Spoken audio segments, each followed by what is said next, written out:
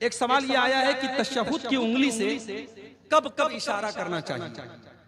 आपकी एक वीडियो में देखा हूं कि आप कह रहे हैं कि तशहुद में जब जब दुआ आए तब तब इशारा करना। बिल्कुल सही आपने सुना है, मैंने वीडियो में ये बात कही और आज फिर कह रहा हूं कि हदीस में ये आता है कि अल्लाह के नबी तशहुद में अपनी उस उंगली से इशारा करते, अपनी इस उंगली से इशारा करते थे। अब इशारा जो है, इशारा का मतलब उंगली उठाना। अब उंगली आपको जो उठाना है तो ये उठाने का सिलसिला अत्तहियात से लेकर के सलाम फेरने तक रहेगा, ये पूरे तशहुद में है। और हदीस में दूसरा लफ्ज आता है युहर्रिकुहा, अल्लाह के नबी इस उंगली को हरकत देते थे। कब हरकत देते थे? यदऊ बिहा, जब आप दुआ करते थे। अब मिसाल के तौर पर आप पढ़ते हैं अत्तहियातु लिल्लाहि वस्सलावातु वत्तय्यिबात, अब ये अल्लाह की तारीफ है, ये दुआ नहीं है। उसके बाद कहते हैं अस्सलामु अलैका अय्युहन नबी, ये दुआ है, आप नबी पर सलाम पढ़ रहे हैं, दुआ है। अब यहाँ पे आप हरकत देंगे वस्सलामु अलैना व अला इबादिल्लाहिस सालिहीन, अब ये भी दुआ है, यहाँ पे आप हल्की हल्की हरकत देंगे। उसके बाद अशहदु अल्ला इलाहा इल्लल्लाह व अशहदु अन्ना मुहम्मदन अब्दुहु व रसूलुहु, ये दुआ नहीं है, इस पर आप उंगली को ऐसे फिक्स रखें।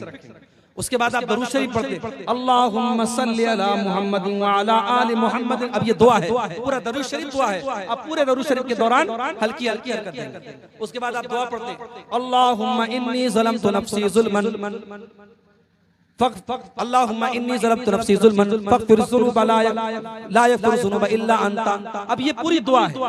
अल्लाहुम्मा इन्नी ज़लमतु नफ्सी ज़ुल्मन, ये पूरी दुआ है। इस दुआ के दौरान आप हल्की हल्की हरकत करें। अल्लाहुम्मा इन्नी अऊज़ु बिका मिन अज़ाबि जहन्नम व अऊज़ु बिका मिन अज़ाबिल क़ब्र व अऊज़ु बिका मिन फ़ितनतिल मसीहिद दज्जाल, अब ये पूरी दुआ है।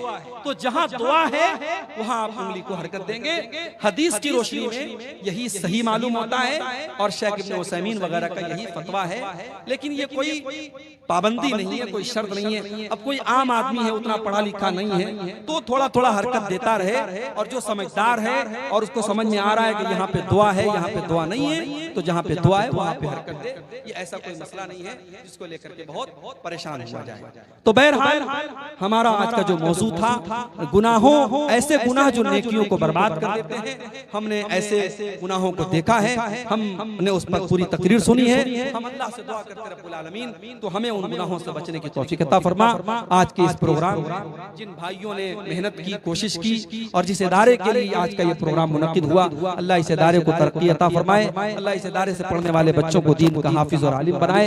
रब्बुल आलमीन हमारे जमा होने को कबूल फरमाए। रब्बुल आलमीन हमें कहने सुनने से ज्यादा अमल करने की तौफीक अता फरमाए।